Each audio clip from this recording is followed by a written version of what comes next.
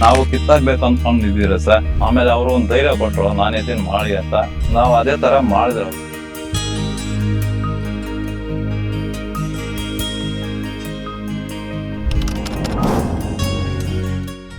ನಮಸ್ಕಾರ ವೀಕ್ಷಕರೇ, ಇವತ್ತಿನ ಒಂದು ವಿಶೇಷ ಕಾರ್ಯಕ್ರಮಕ್ಕೆ ತಮ್ಮೆಲ್ಲರಿಗೂ ಸಹ ಆತ್ಮೀಯವಾದಂತ ಸ್ವಾಗತ.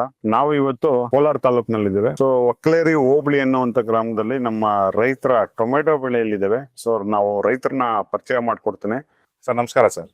ಸರ್ ನಿಮ್ಮ ಹೆಸರು ಸರ್? ವೆಂಕಟೇಶ್. ಸರ್ ಮೊದ್ಲಿಂದಾನು ತಾವು ಕೃಷಿಕರೇ ಅಲ್ವಾ? ಹೌದು. ಈಗ ಈ ಟೊಮೆಟೊ ಬೆಳೆ ಎಷ್ಟು ಎಕರೆಗೆ ಹಾಕಿದೀರಾ ಸರ್? ನಾವು 1.5 ಎಕರೆ. 1.5 ಎಕರೆಗೆ. ಯಾವ್ದು ವೆರೈಟಿ ಸರ್? ಶಾಮ್ 33. ಸರ್ ಇದು ಎಷ್ಟು ದಿವಸ ಆಗಿದೆ ಈಗ ನಾಟಿ ಮಾಡಿ? ಅಂದಾಜು ಒಂದು 2 ತಿಂಗಳಾಗಿದೆ. 2 ತಿಂಗಳಾಗಿದೆ. ಇದು ಬಿಲ್ಟ್ ಆಗಿತ್ತು ಸರ್. ಇದು ಫಸ್ಟ್ ಮೂಮೆಂಟ್ ಅಲ್ಲಿ ಚೆನ್ನಾಗಿತ್ತು, ಒಂದು 5 ವರ್ಷದಲ್ಲಿ. ಆಮೇಲೆ ತಿರ್ಗಾ ಗಿಡ ಎಲ್ಲ ಸತ್ತೋಗ್ಬಿಡ್ತು ಶಾಂಪಲ್ ಟೈಮ್ ಅಲ್ಲಿ. ಆಮೇಲೆ 2ನೇ ಕಿತ್ತಾಗಿದ್ರೆ ಹೋಗ್ಬಿಡ್ತು. ಫಸ್ಟ್ ಮೂಮೆಂಟ್ ಚೆನ್ನಾಗೈತೆ, 2ನೇ ಮೂಮೆಂಟ್ ಹೋಗ್ಬಿಡ್ತು. ಆಮೇಲೆ ಟೊಮಾಟೊ ಹಾಕಿಲ್ಲ. ಟೊಮಾಟೊ ಹಾಕ್ದಿರಿ ಕಿತ್ತ ಧೈರ್ಯ ಮಾಡಿ ಆಗ್ಬಿಟ್ಟೆ. ಅದು ಪ್ರಾಬ್ಲಮ್ ಆಯ್ತು. ಅದು ಪ್ರಾಬ್ಲಮ್.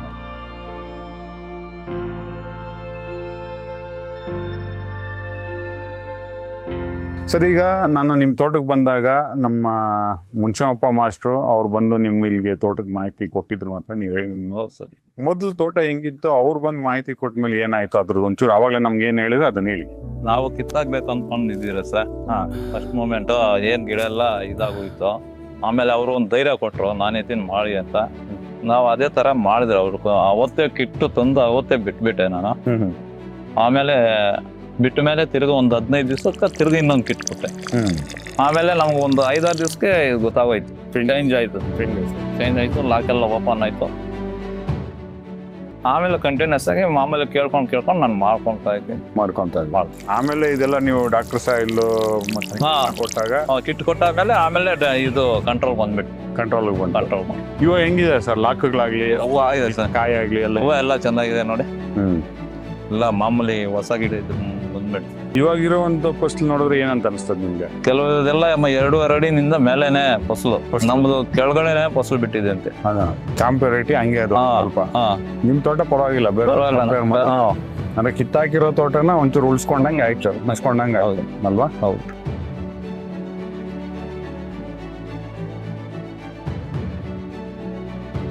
ಅದೇ ಒಟ್ಟಿನ ಖುಷಿ ಇದೆ ನಿಮ್ಗೆ?